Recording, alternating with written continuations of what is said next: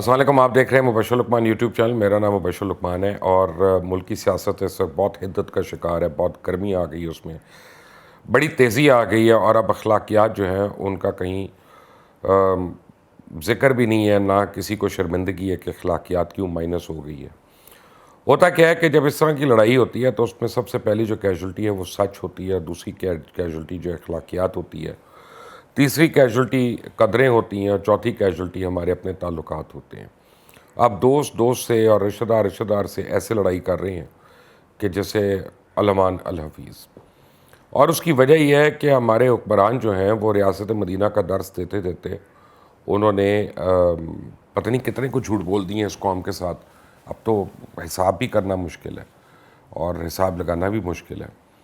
لیکن اصل میں اگر آپ دیکھیں تو عمران خان کی حکومت پہلے دن سے 4 چیزوں کے اوپر بہت اسٹرگل کر رہی ہے. ایک تو عثمان بزدار اور محمود خان کی اپوائنٹمنٹ جو ہے کے پی کے میں، ان کو بھی کہا جاتا ہے وہ بھی بزدار ہی ہیں جو کے پی کے کو جانتے ہیں اور کے پی کے کی ترقیاتی کاموں کو دیکھ رہے ہیں. اور آپ دیکھ لیں وہاں پہ جس طرح سے یہ میٹرو بس وغیرہ کی کرپشن کو چھپایا گیا، جس طرح لوگوں کو بچایا گیا، کیونکہ اس میں پرویز خٹک کا بھی نام ہے، محمود خان کا بھی نام ہے، اوروں کا بھی نام ہے، وہ سب کے سامنے ہے. جو وہاں اسپتالوں کا حال ہو گیا، جو وہاں سڑکوں کا حال ہو گیا، وہ بھی سب کے سامنے ہے. اسی طرح پنجاب کا حال تو کسی سے ڈھکا چھپا ہے ہی نہیں. پنجاب تو ایک بے رحمی کی ایک اعلیٰ ترین مثال بنا ہوا ہے. دوسرا جو ان کے اوپر کویسچن مارک تھا اور عمران خان کے اوپر تھا کہ جی اعظم خان کو ریپلیس کر دیں، کیونکہ اعظم خان جو ہے وہ سیاسی معاملات میں بہت زیادہ انٹرفیئر کر رہے ہیں اور سیاسی لوگوں کو زیرو کر رہے ہیں. اور سب سے پہلے ان کے اختلافات جو تھے وہ جہانگیر خان ترین کے ساتھ سامنے آئے. ایونچولی اعظم خان پریویلڈ اور جہانگیر ترین جو ہیں ان کی ایک ایگزٹ ہو گئی پاکستان تحریک انصاف سے. تیسری چیز جو ہے وہ ایک آرمی چیف کی تعیناتی ہے کہ جس کے اوپر بڑا کویسچن مارک ہے کہ جی عمران خان نے کس کو بنانا ہے. عمران نے کس کو بنانا ہے وہ سب کو پتہ ہے اور اب اس کا برملا لوگ کھلم کھلا ذکر کرنا شروع ہو گئے ہیں. آج میں کامران خان کی ٹویٹ بھی پڑھ رہا تھا اور لوگوں کی. یہ وہ جرنلسٹ ہیں جو بہت کیئرفل جرنلسٹ ہیں اور بہت ہی نپے تلے الفاظ میں یہ گفتگو کرتے ہیں. کامران خان ہو جائے، سلیم صافی ہو جائے، ارشد شریف ہو جائیں، یہ لوگ بڑے سینسیبل جرنلسٹ ہیں. تو جب اگر وہ کھلم کھلا اگر یہ باتیں کرنا شروع ہو جاتے ہیں تو اس کا مطلب ہے کہ یہ ایشو بہت بڑھ گیا ہے اور یہ بلی اب تھیلے سے باہر آ گئی ہے. پھر جو ہے الیکشن کی ترامیم ہے اور اس میں اصلاحات ہیں تاکہ آنے والے دنوں میں اپنی مرضی کی حکومت جو ہے اس کو کس طرح سے لے کے آیا جا سکے. اب ان 4 چیزوں کے اوپر پہلی چیز جو ہے وہ تو اب نظر آ رہا ہے کہ وہ ہو رہا ہے. اب وہ پتہ نہیں ہو رہا ہے کہ اعظم خان خود کروا رہے ہیں، یہ تو واللہ العالم بالصواب، مجھے تو اس کا نہیں پتہ. لیکن اب وہ ورلڈ بینک جا رہے ہیں. لیکن جیسی ان کی اپوائنٹمنٹ ہوئی تھی اور ورلڈ بینک کی، تو فوراً میرے ذہن میں خیال آیا تھا اس لیے ہم نے اسٹیٹ بینک جو ہے وہ ماتحت کیا تھا ورلڈ بینک کے، اس لیے ہم آئی ایم ایف کے آگے اتنا لیٹے ہوئے ہیں، اس لیے ہم جو مالیاتی ادارے ہیں ان کی ہر بات مان رہے ہیں، کیونکہ اعظم خان نے 1 سال پہلے فیصلہ کر لیا تھا کہ ان کو یہ اپوائنٹمنٹ چاہیے اور وہ مل نہیں سکتی تھی جب تک وہ ان کو بتائیں نا yours truly, yours sincerely, I am your humble servant. بہرحال دلوں کے حال تو اللہ تعالیٰ جانتا ہے، لیکن جو 2 اور 2 ملا کر 4 نظر آ رہا ہے وہ بالکل ایسا ہی ہے. اب پاکستان کی جو سیاست ہے، میں کئی دن سے اعتزاز حسن کو کوٹ کر رہا ہوں. اعتزاز حسن نے مجھے کہا ایک نجی محفل میں کہ پاکستان میں آدمی صرف ماضی کے اوپر پیشن گوئی کر سکتا ہے، مستقبل پہ نہیں، کیونکہ کوئی پتہ نہیں ہوتا. رات کو کوئی کسی کے ساتھ کھانا کھا رہا ہے، صبح کو کوئی نیا الائنس ہے، کسی کو کھانے پہ نہیں بلایا، صبح کو الائنس ٹوٹا ہوا ہے، کسی کو کسی کا فون آ گیا، وہ گم ہو گیا، وہ غائب ہو گیا. تو اس ملک میں تو 2 اور 2 4 صرف نہیں ہو سکتے، وہ 22 بھی ہو سکتے ہیں اور وہ 222 بھی ہو سکتے ہیں. تو اب پھر ہم لوگ سر پکڑ کے بیٹھے رہتے ہیں کہ کیا ہوا، کہاں گئے ہمارے تجزیے اور کہاں گئے ہمارے انالیسس اور کہاں گئے ہمارے واقعات. لیکن اب ہو یہ رہا ہے کہ عمران خان کو یقین ہو گیا کہ ان کو شکست ہو رہی ہے ووٹ آف نو کانفیڈنس میں، تو وہ ہر حربہ استعمال کر رہے ہیں. بلکہ یہاں تک اب لوگ کہہ رہے ہیں کہ وہ ایسی کوششیں کر رہے ہیں کہ میں نہیں تو پھر کوئی بھی نہیں. تو اب میں نہیں تو کوئی بھی نہیں، تو پھر کوئی تو ہوگا، وہ کون ہوگا؟ وہ پھر تیسری قوت ہوگی کوئی، اور تیسری قوت کا مطلب یہ ہے کہ عمران خان نہیں چاہتے کہ نون لیگ یا پیپلز پارٹی یا JUIF یا کوئی بھی جو ان کے مخالفین میں سے ہیں وہ کسی بھی طرح پاور گیمز میں، پاور کوریڈورز میں آ سکیں۔ تو اگر 8-10 سال کے لیے، 7 سال کے لیے کوئی نیا مارشل لا آ جاتا ہے تو وہ آسان مارشل لا تو نہیں ہوگا، وہ تو بڑا سخت مارشل لا ہو سکتا ہے۔ پھر یہ یاد رکھیں، کیونکہ مارشل لا کی گنجائش نہیں ہے ابھی، اور اگر مارشل لا کی گنجائش بنائی گئی تو پھر مارشل لا کو بے رحم ہونا پڑے گا، وہ پھر لحاظ نہیں کرے گا، ورنہ پھر اس کو چلنے کون دے گا، اور اس کو آگے کون پنپنے دے گا؟ تو پھر یہ اپنے ذہن میں رکھ لیں، PTI والے بھی اور دوسرے بھی۔ لیکن PTI والوں کے ذہن میں پتہ نہیں کیا ہے کہ میں سوشل میڈیا کو جو دیکھ رہا ہوں، جس طرح فوج کے خلاف اور ہمارے کچھ جرنلز کے خلاف زبانیں استعمال ہو رہی ہیں، اور لوگ اپنے ہینڈل سے کر رہے ہیں، یہ بھی نہیں ہے کہ جعلی ہینڈلز ہیں، یہ بھی نہیں کہ کوئی انڈین ہینڈلز ہیں ہم کہیں کہ جی اسرائیل والے آ کے کر رہے ہیں، نہیں، لوگ اپنے ناموں سے کر رہے ہیں، بلو ٹکس ہیں ان اکاؤنٹس پہ جن سے یہ ویڈیوز شیئر ہو رہی ہیں، اور لوگ واٹس ایپ پہ بھی ان کو دھڑا دھڑ شیئر کر رہے ہیں۔ تو میں نے تو اپنی زندگی میں ایسی زبان نہ سنی، نہ کسی سے اس کے متعلق سنا، نہ ہی سوچا کہ یہ بھی ہو سکتا ہے، بدترین اختلافات کے باوجود۔ دیکھیں، میں جب لوگ مجھے کہتے ہیں نا کہ پیپلز پارٹی کا کیا کریڈٹ ہے، تو میں پیپلز پارٹی کو ایک بہت بڑا کریڈٹ دیتا ہوں۔ پیپلز پارٹی سے خود پوچھیں گے تو وہ شاید اور چیزوں کا کریڈٹ لے گی، لیکن میں کیونکہ ہمیشہ ان کے اپوزیشن میں رہا ہوں، میں نے ہمیشہ ان کے خلاف ووٹ دیا، تو میں ان سے ایک بات پہ بہت امپریسڈ ہوں کہ ذوالفقار علی بھٹو کو سب کو پتہ ہے کہ غلط مقدمے میں پھانسی کی سزا دی گئی، اور اس پہ تو مولوی مشتاق کی ایک کنفیشنل سٹیٹمنٹ بھی ہے۔ بے نظیر بھٹو کا جس طرح سے مرڈر ہوا، اس کے بعد ہم مانیں یا نہ مانیں، بھٹو صاحب کے 2 اور بیٹے جو تھے وہ بھی بڑی عجیب کنڈیشنز میں ان کا مرڈر ہوا، ایک شاہ نواز بھٹو کا بھی اور میر مرتضیٰ بھٹو کا بھی۔ تو ان 4 لاشوں کے باوجود پیپلز پارٹی نے کبھی بھی، اور پیپلز پارٹی کے کسی بھی لیڈر نے، پیپلز پارٹی کے کسی بھی جیالے نے، پیپلز پارٹی کے کسی بھی ورکر نے، اس نے کبھی جو ہے وہ ریاست کے خلاف بات نہیں کی ہے۔ بلکہ مجھے یاد ہے، میں وزیر تھا اس وقت، میں منسٹر تھا، محترمہ بے نظیر بھٹو کی جب اسیسینیشن ہوئی تو پورے ملک میں آگ لگ گئی ہوئی تھی، اور واقعی حکومت میں لوگوں کو سمجھ نہیں آ رہی تھی کہ اس کو ہم کیسے کنٹرول کریں گے، کیا کریں گے، موب کو کیسے کنٹرول کریں گے۔ ہر جگہ بینکس لوٹے جا رہے تھے، فائبر آپٹکس کی نوٹس کو آگ لگ رہی تھی، ہر جگہ ہر چیز ہو رہی تھی۔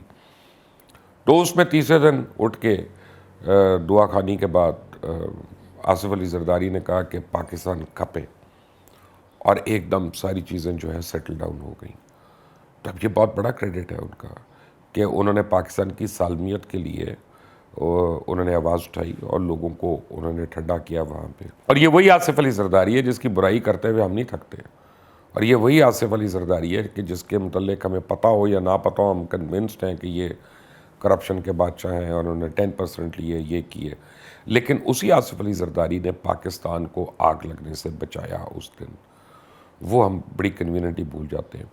میاں نواز شریف کی تو میں نے تو 14 سال تقریباً ان کی مخالفت کی، کوئی ڈھکی چھپی بات نہیں ہے، لیکن میاں نواز شریف نے کبھی وہ جو ہے مجھے کیوں نکالا یہ تو انہوں نے رونا رویا، لیکن انہوں نے ریاستی اداروں کو جو ہے وہ کبھی یعنی گندی گالیاں نہیں دی ہیں اور کوئی نازیبہ کلمات نہیں استعمال کیے ہیں۔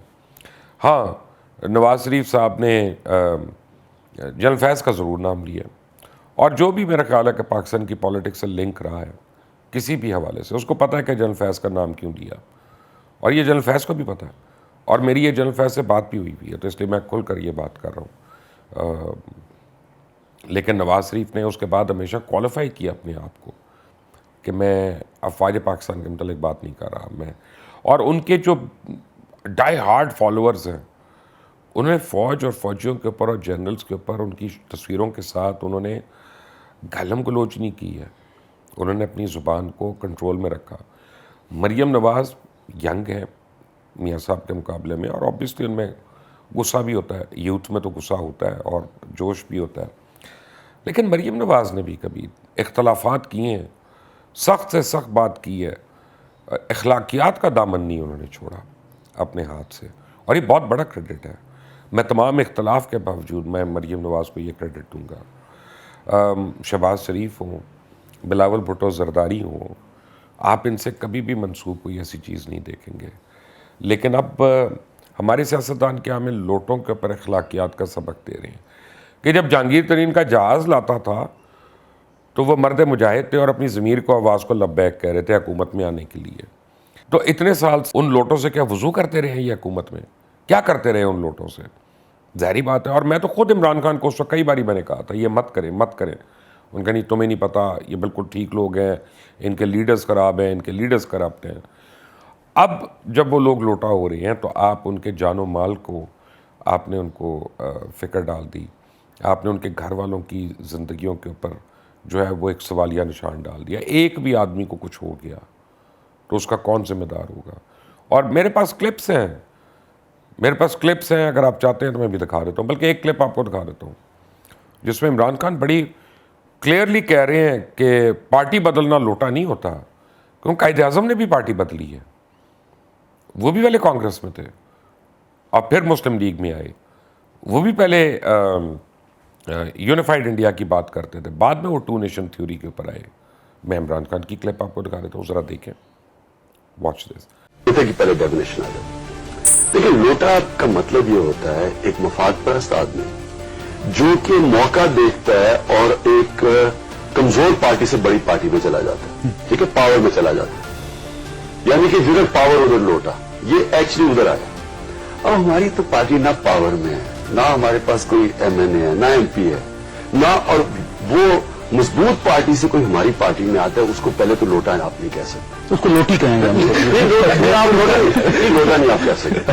اور دوسری چیز، اگر آپ پارٹی صرف، اگر یہی آبجیکشن ہے کسی نے پارٹی چینج کی ہے تو قائد اعظم محمد علی جناح نے پارٹی چینج کی تھی. تو وہ تو آپ جنہوں نے ہمارے اوپر اکیوز کیا، نواز شریف، اس نے خود طریق استقلال سے نون میں آیا تھا. تو یعنی کہ یہ کہنا، یہ کسی کو کہنا پارٹی چینج کرنا کوئی کرائم نہیں ہے. دیکھا آپ نے کہ اپنے مطلب کے لیے آپ کوئی بھی چیز نکال لیں. اب ایک طرف آپ دفعہ 144 لگا رہے ہیں اور آپ کہہ رہے ہیں کہ اسلام آباد میں کوئی 4 سے زیادہ لوگ ایک ساتھ جمع نہیں ہو سکتے. دوسری طرف حکومت جو اپنے 10 لاکھ کے جلسہ کرنے کی ایڈورٹائزنگ بھی ہو رہی ہے، اس کی پبلسٹی بھی ہو رہی ہے، یہ سب کچھ ہو رہا ہے. یہ کیوں ایسے کر رہے ہیں؟ تو عمران خان نے یہ سوچ لیا ہے کہ یا دھڑن تختہ ہو یا کچھ نہیں ہو. جو عمران خان کے حامی ہیں وہ کچھ اور سوچ رہے ہیں. وہ سوچ رہے ہیں کہ جی 4 شرائط میں سے ایک تو مان لی عمران نے، دوسری اگر وہ عثمان بزدار کا مان لیتے ہیں، محمود خان کا مان لیتے ہیں، کوئی اپوائنٹمنٹ جو ہے اس کے اوپر مان لیتے ہیں، تو پھر عمران خان ہی کنٹینیو کریں گے. میرا نہیں خیال. میں ان باتوں پہ بحث کرنے میں نہیں میں قائل. میرا خیال ہے کہ اپوزیشن جس لیول پہ آ چکی ہے وہاں سے اپوزیشن جو ہے ہاتھ نہیں ملا سکتی، ورنہ ان کی اپنی پالیٹکس جو ہے وہ ختم ہو جائے گی. Now the important thing is کہ بڑے بڑے معتبر لوگ، بڑے بڑے سوبر لوگ، بڑے بڑے پڑھے لکھے لوگ مجھے بتا رہے ہیں. میں کل کراچی میں تھا، وہاں پہ بھی بتا رہے تھے. میں فلائٹ پہ آ رہا تھا تو مجھے ایک دو لوگوں نے پوچھا کہ جی یہ ہے نا، میں کہا نہیں. تو ان کا نہیں آپ چھپا رہی ہیں، یعنی جو دل کی بات نہیں ہوتی آپ اسے اگری نہ کریں تو چھپا رہے ہیں، غلط بیانی. وہ کیا ہے کہ جی عالمی طاقتیں اکٹھی ہو گئی ہیں عمران خان کو ہٹانے کے لیے. تو میں نے کہا ایک لمحے کے لیے یہ تو سوچو عمران خان نے کام کیا کیا؟ وہ ایسا کون سا کام کیا کہ جو عالمی طاقتیں اکٹھی ہو گئی ہیں؟ کہتے وہ تو دیکھا جب امریکہ کو للکارا، اسٹیٹ بینک کو ان کو دے دیا، تمام اکنامک پالیسی ان کے ہاتھ میں دے دی. ہم ان کے بھیک مانگنے کو بیٹھے ہوئے ہیں، کبھی $1 بلین، کبھی $500 ملین. ہم اگر آج وہ ہماری ایکسپورٹ بند کر دیں یورپین یونین اور امریکہ، تو ہمارے پاس سرکاری نوکروں کو تنخواہ دینے کے پیسے نہیں ہیں، ہمارے پاس بیواؤں کو پینشن دینے کے پیسے نہیں ہیں. ہم یہ کیسے آنکھوں میں آنکھیں ڈال سکتے ہیں؟ ہم ہر بات پہ ٹو کر رہے ہیں. ان کی کون سی بات ہے جو ان کی مرضی کے خلاف ہو رہی ہے اس ملک میں؟ ہم نے سی پیک کو بالکل کھڑا کر کے رکھ دیا، ہم نے چائنیز انویسٹمنٹ کو ریٹارڈ کر کے رکھ دیا اپنے ملک میں. یہی امریکن چاہتے تھے تو ہم نے تو وہ کر دیا. پچھلے 4.5 سال میں صرف 2% کام ہوا ہے پورے سی پیک پہ. کسی کو اچھا لگے یا برا لگے، یہ ہوتی ہے اصل چیز.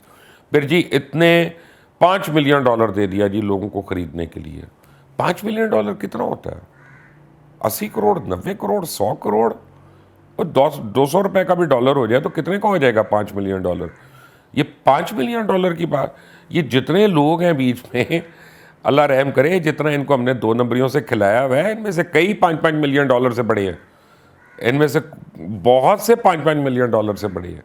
یہ کوئی بیکار کی باتیں، نہ اس کا ایویڈنس ہے، نہ اس کا پروف ہے، ہم تہمت لگاتے ہیں اور اللہ تعالیٰ کے احکامات اور رسول پاک صلی اللہ علیہ وسلم کی احادیث کو ہم نظر انداز کر رہے ہیں، کیونکہ صحیح مسلم کی حدیث ہے، بڑی مستند حدیث ہے کہ جس مسلمان نے بغیر تحقیق کے کسی بات کو آگے کر دیا وہ منافقت کی ایک سیڑھی ہے، وہ منافقت کے درجے پہ آ گیا۔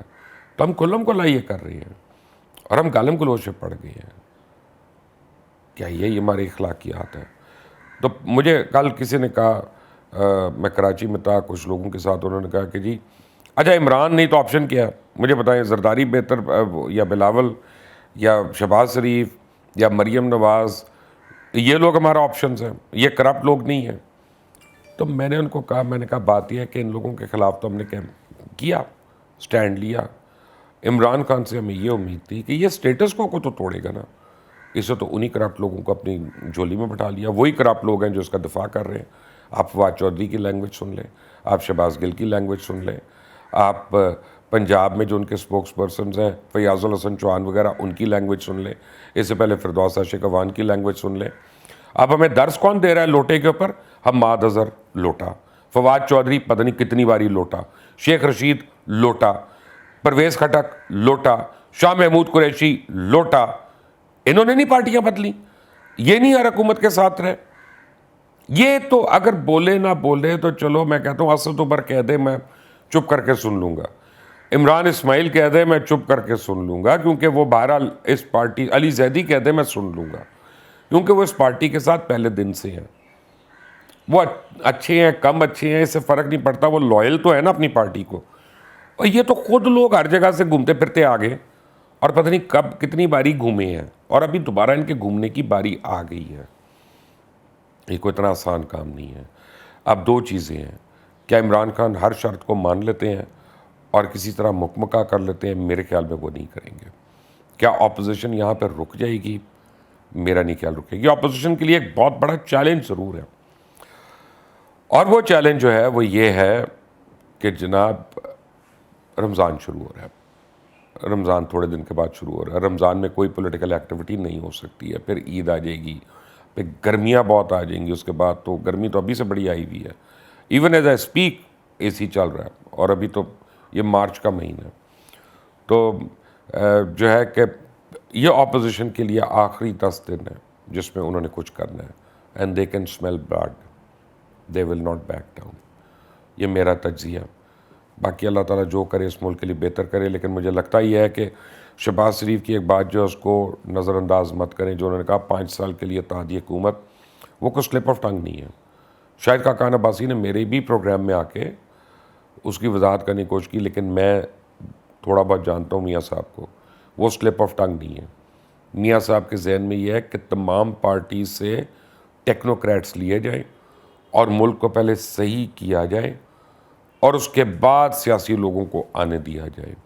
ہو سکتا ہے کہ یہ ٹیکنوکریٹ بھی ہوں اور یہ پولیٹیکل ٹیکنوکریٹ بھی ہوں اور یہ حکومت 1.5 سال سے زیادہ چلے۔ اس کی ایک ہنٹ تو دے دی ہے میاں شہباز شریف نے، اس کو ذرا سوچیے گا اس کے اوپر، اور مجھے اس کے اوپر اپنی رائے بھی دیجیے گا۔